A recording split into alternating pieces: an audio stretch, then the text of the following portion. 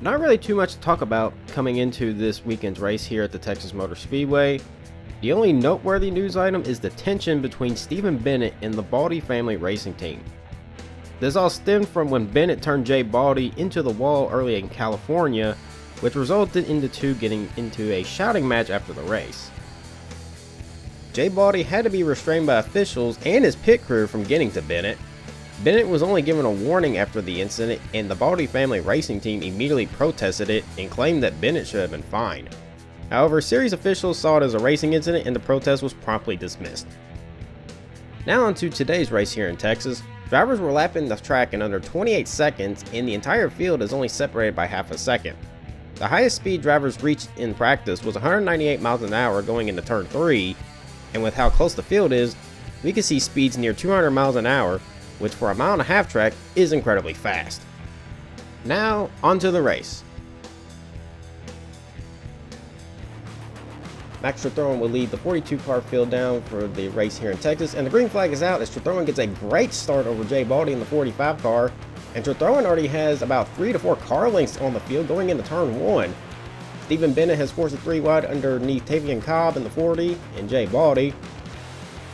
Trethorn scoots down the back straightaway. However, here comes Stephen Bennett with help from Wes Miller in the 220 car, making his series debut today. However, Bennett slides up in turn 3, and now Wes Miller gets to his inside with help from his cousin Zeke Miller in the 73 car, as Trethorn leads the first lap of the race. However, the first caution of the race will come out on the very first lap. Francesco Valentino in the 4 hooks the back end of the 06 of Dustin Harris and sends him spinning to the inside wall. Harris makes minimal contact and is going to get his car righted. However, you see multiple cars involved in another wreck further up the track. Harris would continue on. And here's a better look at the second half of the incident. Francesco Valentino bounces back up in front of the 83 of Zaylen Foster and causes a multi-car incident going into turn 3. Then Keon Parker, Jake Blondie, and Derek Lewis were also collected. Foster would also continue on despite the damage. Under caution, we had an incident in the pit lane. This is Ashton Russell we're focused on. Tries to leave his pit. Zaylen Foster is trying to enter, and Russell runs right into the back of the 18 of Eric Hawkinson. Thankfully, no pit crew members of Hawkinson's were hit, but Russell and Foster earned a trip to the hauler after the race.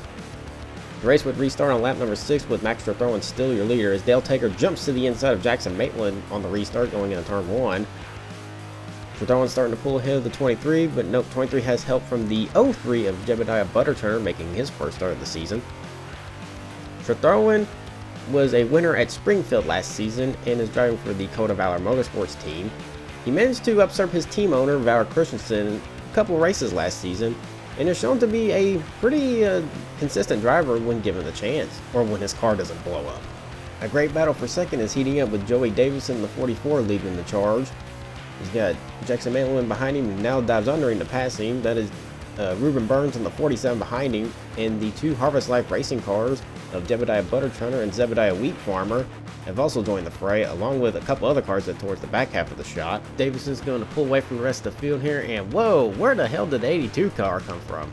Here's a look at what happened to the 82. Him and Dale Tager in the 23 make contact, and Kareem goes screaming through the inside. I don't know how he didn't spin that car up, but a great save from Kareem, the former basketball player turned race car driver. Great save from someone who hasn't driven stock cars very often in his life. And on to our weekly independent showcase. This is the 03 Amish Wireless Dodge of Jebediah Butterturner running for the Independence Trophy this season. Butterturner qualified for 2 races last season. His best career finish so far is 22nd in Spa-Francorchamps in Belgium. And right behind him is his teammate, the 04 of Zebediah Wheat Farmer, who actually raced at Daytona earlier this season. However, he didn't finish too well, being taken out in an early wreck. But the Harvest Life teammates are running really well today, running in the top 10 as of this shot. It's going to be really hard to decipher between the two because they're both bright yellow cars with red numbers, except the roof number on the 04 car is slightly skinnier than the 03. But either way, both teammates are giving a great run today. Next up of our independents, this is the number 220 Dodge of Wes Miller making his first career start in the Rejectcar Elite Series. Wes Miller is 15 years old and is the youngest driver to ever start a Rejectcar Elite Series race. He's also the younger cousin of Zeke Miller, who drives the number 73 car. Miller's Independence entry was kind of met with some scrutiny because this is basically an R&D car for the team WHN Incorporated, which he drives for, along with his cousin. Right now, Wes Miller is showing great promise as he's running in the top 15 as of this shot. And our final independent in the race today is this number 7 car that is driven by T Scorpio. No, I'm not making that up. If you're familiar with pseudonyms, you can probably tell that T Scorpio is a pseudonym racing name. We don't actually know what his real name is, nor do we know his actual age. He might be in his 40s, we're not entirely sure. He's been very vague with personal information that he's been giving us. All we know is that he's from Cuba, and that's basically it. We got really nothing else on him. This is Scorpio's second career start in the Rejectcar Elite Series. He made the Daytona season opener back last season. He actually finished top 5 in that race, so he's definitely got some speed when he makes the race. However, like I said, he's a weird character, and yeah, he's definitely an interesting guy. Right now he's running in the top 20, so he's given at least a decent showing today. The second caution of the race will come out on lap 15 here. Kelvin Stevenson washes up on the exit of turn 2, gets hooked by the 95. Valor Christensen takes Stevenson hard into the inside wall.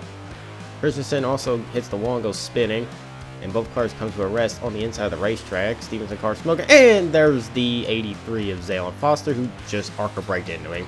Yeah, he didn't even try to slow down. And here's an onboard shot from the 83 of Zaylon Foster. Smoke up ahead, trying to find a lane to go, goes to the inside, misses the 95, but the 63 is right there. And there's really not much Foster could do there. The race would restart on lap 20 with Zebediah Wheat Farmer and the 04 car as the leader. Wheat Farmer is making his second start of the season. He made the race at Daytona, finished pretty poorly because he got taken out in an early wreck. But he's here in Texas making a great rebound, and is showing that the Harvest Life team has one of the fastest cars in the race today. Harvest Life Racing had 2 cars make the Daytona race. Wheat Farmer was one of them, and technically de facto team owner Randolph Hartman finished 10th in the Daytona race. Wheat Farmer has pulled out a massive gap over the rest of the field, so yeah, I think this team definitely has the fastest cars in the race. Running in second is the number 80 car of Jacob Lauren. Lauren is keeping his momentum up after his 11th place finish at California. Lauren just missed out on the championship last season to Gustavo Silva Rodriguez. He was only down 20 points going into the final race. However, he wasn't quite able to make up the deficit after an early incident and ended up losing the championship by only 5 points. Running in third place is the number 46 of Garrett Banks. Ever since he won the pole for Daytona, things haven't gone well for him. He's crashed out of the first 2 races at Daytona and California, and is just hoping he can finish the race for once. And running with him is the 30 of Daisuke Hiroshimi, giving the underpowered Olympica Javelin a great top 5 run so far. But going back to Banks, he just really wants to finish the race just so he can get some decent points on the board for the championship. Also running in the top 10 is the winner at California last time out, John Baldy Jr. in the number 48 for the Baldy family racing team.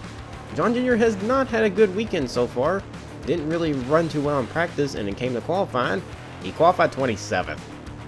But he's been able to make his way back into the top 10. He's currently running in 9th as of this shot.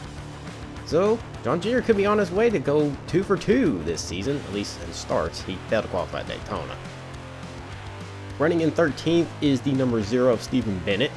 Bennett has been in the news all week due to his run-in with Jay Baldy and his entire pit crew after their incident in California last weekend where Bennett turned Baldy into the wall early in the race.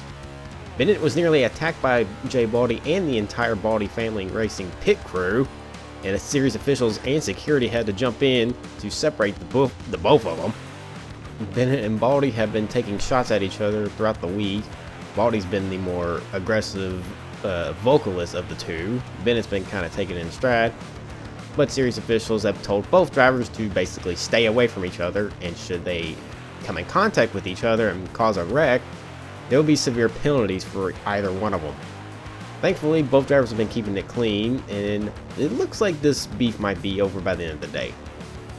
But we will see how that goes. Here's something you don't get to see very often: 2 lap cars fighting each other for position. Keon Parker in the 14 and Jose Rodriguez in the 22 are battling each other for the all-important position of 37th. Hey, in this series, you gotta earn points somehow, and even if your car's damaged, if it stays on the racetrack, you can earn more positions. You just gotta hope more cars fall out in front of you. But yeah, Parker and Rodriguez are fighting for 37th because each position's worth a point, and every point matters in this series. Back up front, Jacob Lauren's time as a leader has now been ruled over by Garrett Banks in the 46 with help from Dream Abdul-Sagar in the 86 as the two of them team up and get a run on the 80 car going into 1 and finish the pass going off turn 2. They are bringing along T Scorpio in the 7, making a great run in the top 5. And Garrett Banks and Dream Abdul-Sagar are now pulling away from the rest of the field as Lauren continues to fall back. T Scorpio's going to get a move, and there's Joey Davidson in the 44. Who's now going to freight train the 80 car even further back. A couple more drivers making their way closer to the front. The Miller cousins, Wes Miller in the 220 and Zeke Miller in the 73. These two have yet to leave each other on the racetrack. They've been running near each other pretty much since the drop of the green flag. And they're basically working well together to get themselves back, not really back up to the front, but get them closer to the lead because neither one has had a chance to lead the race today. But especially Wes Miller in the 220 having a great showing in his series debut and great prowess for such a young driver. The third caution of the day would come out on lap 35. Joey Davidson completely just runs over the 7 of T Scorpio, sends him up into the outside wall, comes sliding back down the racetrack and gets plowed by the 0 Stephen Bennett and causes a multiple car pileup. As the 38 of Dong Hui Who's Your Dad goes flying. Absolute mayhem on lap 35 going into turn 1. As we're focused on Stephen Bennett, just completely just nails the 7 straight head on. That was a nasty hit. The 38 goes flying. See, Eric Hawkinson is involved, so is the 57 of Bryce Fencing. Here we are with the chase camera of Joe Vivek in the 37. Crash happens in front of him, tries to go to the apron, hits the 38, sends him up on 2 wheels, and then Ruben Burns damn near flips his own teammate over. And look at that, Joe Vivek puts it into gear and drives away. I'm surprised that car's still going. Now we're on board with the 18 of Eric Hawkinson, follows everybody to the apron when the wreck happens, and just every hole closes up, and the 38 goes for a little top spin of top about 3 cars. Hawkinson got at least a minimal damage out of it. He did continue on after this. Now we're focused on the 42 of Ronnie Hawkins. He was towards the back end of the first group that came in, and he just nicked the 7 of T Scorpio, hit the right front pretty hard. That would be day over for Hawkins, and you see 37 almost go over. Absolute mayhem. And here we have our helmet cam. This is Bryce Fencing in the 57 who we're riding along with. Just follows the train and surprisingly gets minimal damage. He got hit in the rear by Jose Rodriguez in the 22, but he's able to continue on. And here's another look at it from our secondary camera. Yeah, Davidson just completely just dumped the 7 car. He didn't even try to pass him. It comes sliding back down the racetrack, and once Stephen Bennett hits him head on, it causes pandemonium behind for everybody else. I'm pretty sure about 13 to 14 cars were involved in this wreck. It's absolute bedlam during that wreck. After that wreck, Ruben Burns, Russ Palmer, Dong Hui Who's Your Daddy, Valor Christensen, T Scorpio, Kareem Abdul-Najjar, Stephen Bennett, and Rodney Hawkins all retired from the race. Everybody else who was involved who had suffered damage did continue on. And to add insult to injury, well, not really injury to this certain driver, Joey Davidson was called to the hauler after the race for a little discussion on what happened there between him and the 7. The race had restarted on lap 40, but Davidson still is the leader. How he didn't get sent to the back after causing that incident is beyond me. But he's still up front leading. He's got about 8 to 10 car lengths over second place Zeke Miller. Speaking of Zeke Miller, here he is in the number 73 Eagle Flying School Dodge for WHN Incorporated. Miller is a bit of a hit-or-miss driver. When it comes to lower speed tracks like short tracks and road courses, he doesn't do too well. But we bring him here to a track where he can carry a lot of speed in the corners, and he does pretty well. Miller, despite having over 100 starts in the series, has never ran full-time except for 3 seasons. One, a number of years ago back in 2016, he ran full-time last season, and now technically this would be his 3rd full-time season. Miller has multiple wins in the series and is looking to possibly win a championship despite, being part-time for most of his career. And here we are back around 20th. We'll focus on the back half of the grid for a little bit. Here's Jackson Malin in the 54. He's trying to keep his car going after almost being taken out in the big one, and he almost just got wrecked by the 71 of Jordan Kosovo. I guess Kosovo thinks the 54 is holding him up, and he's still on his back bumper. He is not letting off. What is going on here? And Kosovo he's turning the 54. Jackson Malin's turned around. Yeah, I'm speechless on that one. I don't know what the 71 was doing. That looked pretty intentional to me. And the officials agreed with me on that, and they called Jordan Kosovo immediately to the hauler after the race to basically explain what the hell that was. Anyway, the race restarted on lap 47. Joey Davison's still the leader. Joe Vivic is the first car 1 lap down. I guess unrelated note, Vivic's teammate Ruben Burns retired under that caution. The reason is unknown at this time. Anyway, Davidson comes off turn 2 with a massive run and is starting to pull away from the rest of the field. Zeke Miller seems to be in his tire tracks and is going to start hunting him down for the lead. One driver making his way to the front and redeeming himself is the 45 of Jay Baldy. Baldy got wrecked out early at California thanks to Stephen Bennett. And Jay wasn't too happy that his younger brother John Jr. won the race. So he made it a mission this week to make sure he was the one ahead, at least of the two Baldy brothers, which is working out for him because Jay's in 3rd and John Jr. is currently running outside the top 10. Actually, no, John Jr. is in 8th. I just saw him in that back after that shot. Well, never mind. I guess John Jr. is determined to keep his younger brother behind him, but Jay's currently getting the best of him right now. But Jay Baldy really needs a good run here. He failed to qualify for Daytona and he wrecked out early at California. So this is a much needed confidence booster for him, and he's currently ahead of his older brother, so that definitely helps him a lot too, especially his ego. Running right behind Jay Baldy is the 46 of Garrett Banks. I talked about him earlier in the race about after his pole win. He's had no luck since then. Right now he's running in 4th, but now he's diving underneath the 45 for 3rd place with help from John Baldy Jr., Jay's brother. But John Jr. wants to make it 3 wide going into 3. Now he's got to check up. He checked up into 4, and Garrett Banks is going to keep 3rd place. But, well, so much for Jay Baldy having a decent run. Well, he's still in the top 10, so he can't really be too mad at it right now. Well, he's pretty sure he's mad at it right now because he just lost 3 spots, but anyway. Garrett Banks really need another good run because, yeah, after Daytona and California, he's really been struggling. His confidence is really taking a big hit. But this race is definitely here. Joey Davison checked up in the 4, and now he's brought Miller and Banks with him to fight for 2nd. I don't know if the handling went away on the 44 car, but the rest of the field has caught him, and now it's a 4-car race for the lead. Going into turn 1 here, Zeke Miller has to check up really bad going into 1. And here comes Garrett Banks to the inside, and Banks is going to get the 44 down the back straightaway and possibly going into turn 3. Got the 86 of Jareem Abdul-Sagar behind him, who's come out of nowhere to be in the top 5. And here's a better look of the 86 of Jareem Abdul-Sagar, who had a top 15 at California, finished 14th. But it seems like he's found some speed late in the race and is going to challenge for the win here. Well, he just lost 2nd to John Baldy Jr. Both of these cars were running around 10th to 15th, but both of them have found a huge burst of speed, and now they're going after the leader, which now is Garrett Banks in the 46. But a great run for Jareem, who also, like his cousin Kareem, had a basketball career before he transitioned to stock cars. And he's made a pretty good career out of it. He's been fairly competitive in his limited starts, and this is only his, I'm pretty sure this is only his 4th career start as of this race. So yeah, big props for Jareem for going from full-on, ball sport to motorsport. That sounded weird. Anyway, Jareem's making a good run. He got back past the 48 for 2nd, and now he's going back down to chase down the 46. Another driver that seemed to come out of nowhere with a huge burst of speed is the 04 Zebediah Wheat Farmer, one of our Independence Trophy competitors. During this long green flag run here, he's picked up a huge burst of speed just like the 86 and the 48, and he's marching his way toward the front in a hurry.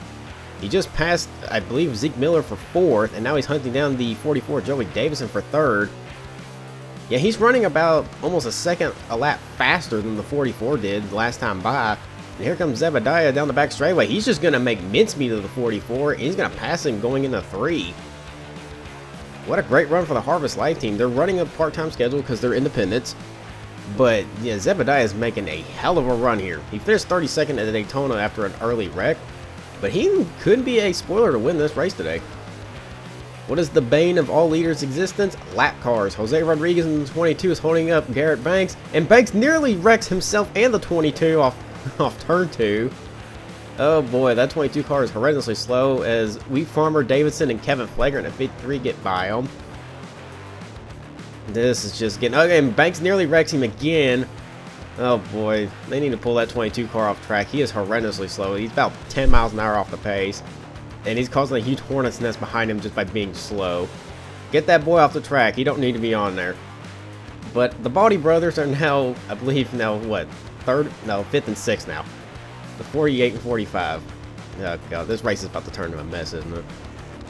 So while we were dealing with the nonsense that was the slow 22 of Jose Rodriguez, Dream Abdul-Sagar actually took the lead of the race on lap 57. However, our cameras didn't pick it up, and there's an intern that's going to have some explaining to do. But yes, Dream Abdul-Sagar is the leader, and he's pulled out a pretty hefty gap over Joey Davidson and Kevin Flagrant. However, with 3 laps to go, the 53 Kevin Flagrant and the 04 Zebediah Wheat Farmer catch up to the 86 of Dream Abdul-Sagar, hounding for the lead. Joey Davidson has fallen back, as Flagrant gets a great run coming off the exit of 2, is going to pull to the inside of the 86. He's got the 04 Wheat Farmer following. But Flagrant checks up into 3, and Cigar's going to get a decent run off 4 to try to hold the lead here. As the cautions come out, I see smoke on the racetrack. And I think I just saw the 22 of Jose Rodriguez in the infield. Oh boy, what did he do now? And let's find out what happened to the 22 car. Him and Keon Parker have been racing each other pretty much the entire race after they got damaged, and Rodriguez just chopped off the 14 for no good reason at all. Yeah, I got nothing. That literally just ruined a potential great ending to the race, and Jose Rodriguez was called to the hauler after the race, and deservedly slow. Get off the track, you're about to cause a massive pileup. Jesus, what is he doing? With the caution coming out with 3 laps to go and ruining a great finish to the end, the race would end under caution, giving the victory to Dream Abdul-Sagar for his first career Rejectcar Elite Series victory in only his 4th career start. And it's the first victory for the Cigar in Paris LLC racing team. And here are the results. Dream Abdul-Sagar gets his first career victory. Kevin Flagrant, a great top 5 for him. Zebediah Wheat Farmer, a great run, and that will greatly help him in the Independence Trophy. Alex Constantine comes home 4th. Was fairly quiet today, ran up front early, but slowly crept his way back up through the later half of the race, so great result for him. Francesco Valentino, top 5. He was fairly anonymous outside of being involved in the first wreck of the day. But hey, top 5 is good for him, especially with his limited seat time. Wes Miller, 6th place on debut. The 15-year-old ran a really quiet race and got rewarded for it. So looks like we have a lot of potential here in the WHN camp with this young driver. Jacob Lauren comes home 7th, makes 2 Constantine Motorsport cars in the top 10. Clay Marcellus comes home in 8th, makes it a double top 10 for WHN Incorporated. Joey Davidson fell all the way to 9th in the last few laps. The handling just went away on his car, but he still got a top 10 out of it, so still a good result for him. And rounding out the top 10 is Jordan Kosovo, makes it 2 Belgian drivers in the top 10. Kosovo still has to meet with the officials after the race for his little incident with the 54 Jackson Maitland, though. We'll see if he keeps that 10th place finish. And here's 11th through 20th. Zeke Miller comes home 11th, makes it 3 WHN cars in the top 15. Jay Baldy beats his younger brother John Jr. Jay comes home 12th. If you're wondering where the 48 went, after the 22 held up the field when he got caught by the leaders, he put John Jr. all the way back outside the top 20. He ended up finishing 25th. Yeah. Goes to show what one lap car can do. Rodriguez's teammate Dale Tager comes home 13th. Gustavo Silva Rodriguez comes home 14th, which is another good result for him. Mateo Valentino puts 2 Valentino cars in the top 15. Jake Blondie comes home 16th. Keon Parker, despite having no hood on the car and somehow getting back on the lead lap, he finished in 17th. Garrett Banks comes home 18th. He also lost the handling late in that car. Dustin Harris comes home 19th. He was fairly anonymous the entire day. Nothing really happened to him. Same goes with Daisuke Hiroshima in the 30 car. Not a lot happened to him. So, hey, quiet day equals a good day. For at least some of the drivers. And here are the point standings after Texas. Alex Constantine is the new points leader after his 4th place finish. Dream Abdul-Sagar moves up 24 spots to now 2nd in points with his win. Stephen Bennett falls down 1 spot to 3rd. John Baldy Jr., despite finishing outside the top 20, moves up 3 spots to 4th. Tommy Salami is still in the top 5 despite not running this race. Dustin Harris is 6th. Valor Christensen falls to 7th. Zeke Miller up to 8th. Jose Rodriguez falls to 9th. and he could fall even further down the board if the officials decide to give him a points penalty after all his shenanigans today. In my opinion, they should. And Kevin Flaggart rounds out the top 10 in points after his runner-up finish today. And here's 11th through 20th. Gustavo Silva Rodriguez is slowly climbing back up the ladder. Russ Palmer is 12th, Jacob Lauren 13th, Bryce Fencing 14th, Joey Davidson in 15th, Keon Parker 16th, Lauren Kosovo 17th, Clay Marcellus 18th, Zebediah Wheat Farmer with his third place finish is now 19th in points. And rounding out the top 20 is Eric Hawkinson, having a slightly quiet season in the number 18 for European domination. And here are the independent standings after Texas. Zebediah Wheat Farmer has closed the gap to Tommy Salami, is now only 17 points back. Both Salami and Wheat Farmer have ran 2 races so far. Wes Miller on debut, his first race for the Independence Trophy, he has 38 points, so that is a great start to his run. Jebediah Butterturn was also in the race today. He didn't finish too great. He's only got 15 points. And T Scorpio, who ran up front early but got wiped out in that big wreck on lap 35, he only finished with 7 points. Kind of fitting for his number. Other than that, we're still missing 7 independents who have yet to make starts. So it still remains to be seen how the independent standings are going to flush out, because most of these independents have been a lot more competitive than I thought they were going to be. But more power to them, makes the races more interesting. The next step on the Rejectcar Elite Series calendar is Bristol Motor Speedway, the world's fastest half mile. I can only imagine this is going to be a crash fest. This has been Jim Flormatt for the Reject Sports Network. See you then!